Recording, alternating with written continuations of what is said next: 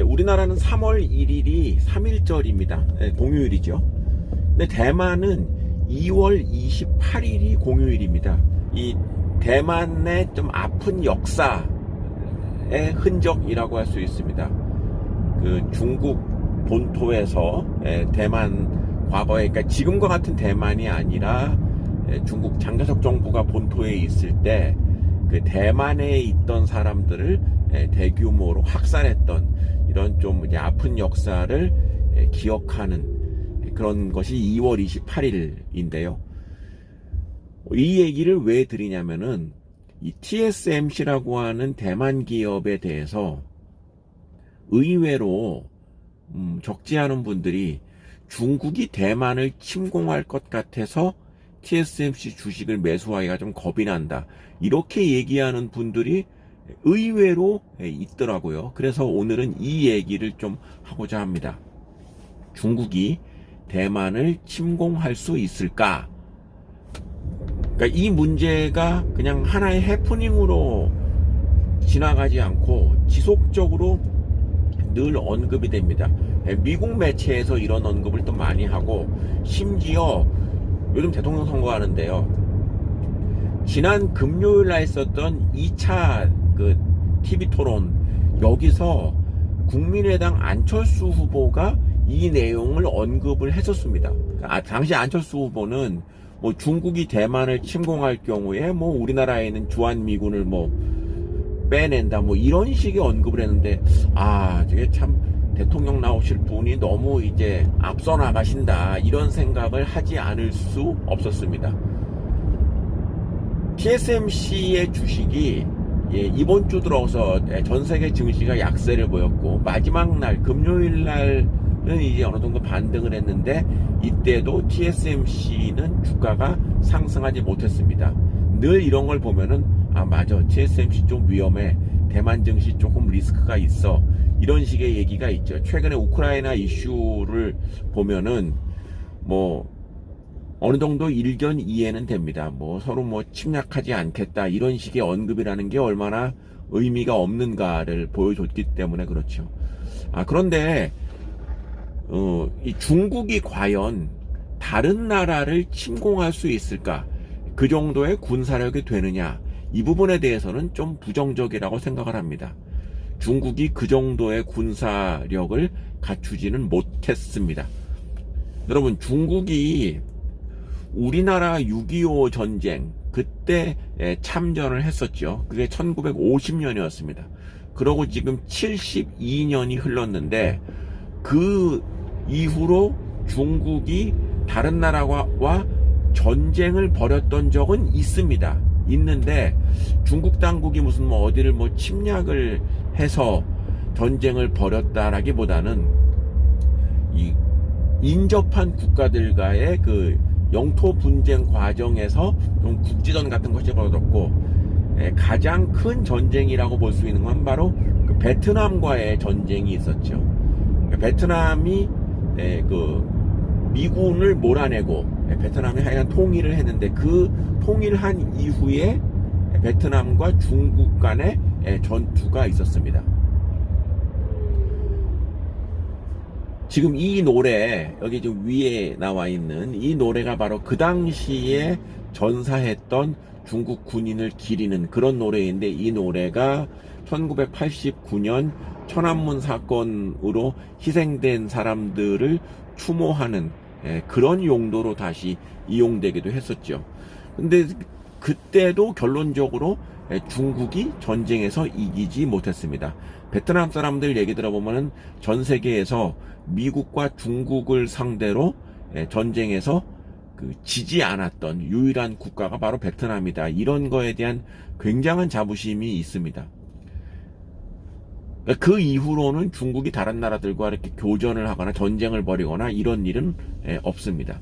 지금의 대만을 중국이 침략할 것이다라고 하는 얘기의 근거는, 대만이 그 장개석 정부 때는 그 국민당이죠. 장개석에 세운 국민당 정부가 있었을 때는 대만 중국 간에 그렇게 별다른 얘기가 없었다가, 민진당이라고 하는 그 새로운 정당이 2000년 천수이 비엔이라고 하는 사람이 최초로 총통이 됐을 때 그때부터 중국과의 좀 리스크가 생기기 시작했습니다. 왜냐하면은 민진당은 그 기존의 국민당과 반대하는 야당이기도 했지만 이 정당이 지향하는 게 바로 대만 독립이었거든요.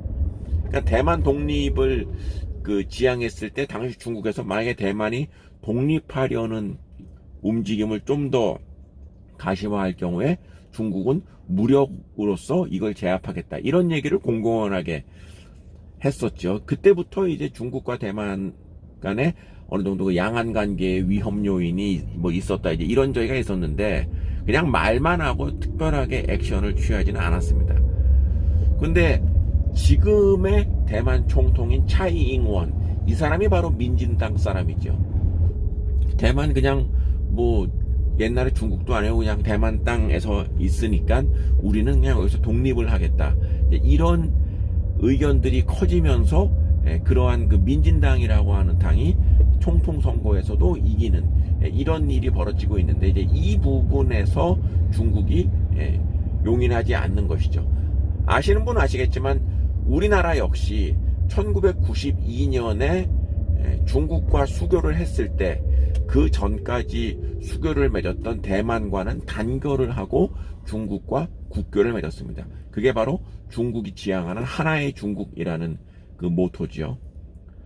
그래서 이제 중국 같은 경우는 지금 자기네 나라와 수교를 했을 때는 반드시 대만과는 단교를 해야 되는 그런 상황입니다. 그래서 현재 대만은 국교를 맺은 나라가 별로 없습니다.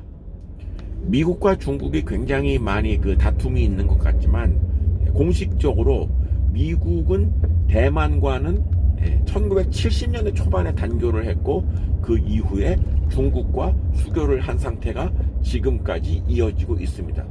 그래서 만약에 중국이 대만을 침공할 경우에는 대만은 그야말로 우방은커녕 외교 관계를 맺은 나라들도 거의 없고 아주 그 규모가 작은 몇 나라 정도만이 외교 관계에 있기 때문에 군사적인 지원을 받을 수가 없습니다.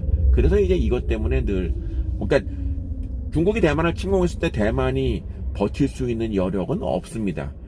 그래서 이제 침공을 한다면은 뭐 문제가 안 되는데 왜 중국이 대만을 이렇게 무력을 사용하지 않느냐? 그것은 바로 중국이 현재의 대만을 그냥 하나의 그 중국의 영토로서 그렇게 아예 그냥 중국 자의적으로 이렇게 인정을 해버리곤 하지요. 그리고 대만과 중국 간의 경제 교류는 거의 그 자국 내의 교류처럼 규모가 활발합니다. 대만의 수출입 역시 중국이 가장 큰 파트너이고 대만의 주요 기업의 생산 기지는 중국입니다.